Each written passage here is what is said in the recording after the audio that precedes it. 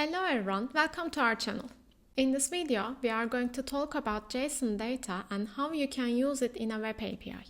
JSON, which stands for JavaScript Object Notation, is a lightweight, readable and structured format used to store and transfer data.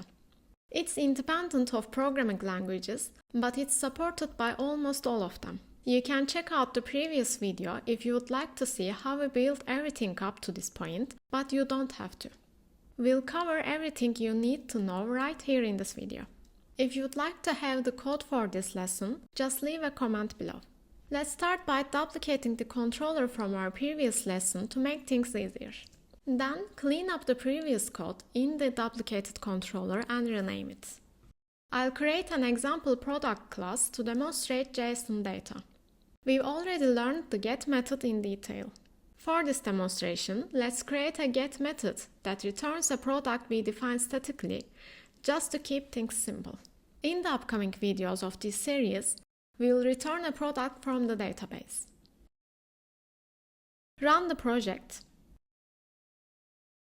Copy the URL from here, then open the Postman extension from the left-hand side. Click on New HTTP Request and then paste the URL here, then write a controller name. Click Send.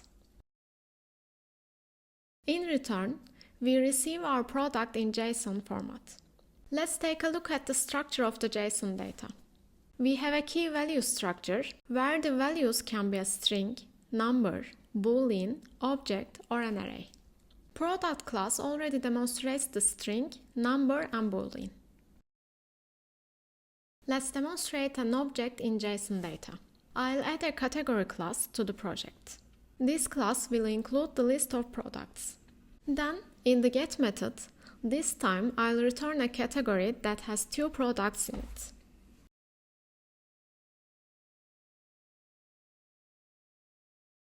Run the project, click on New HTTP Request, and take a look at the structure of the JSON data we receive. We have 2 product objects stored in an array within the category.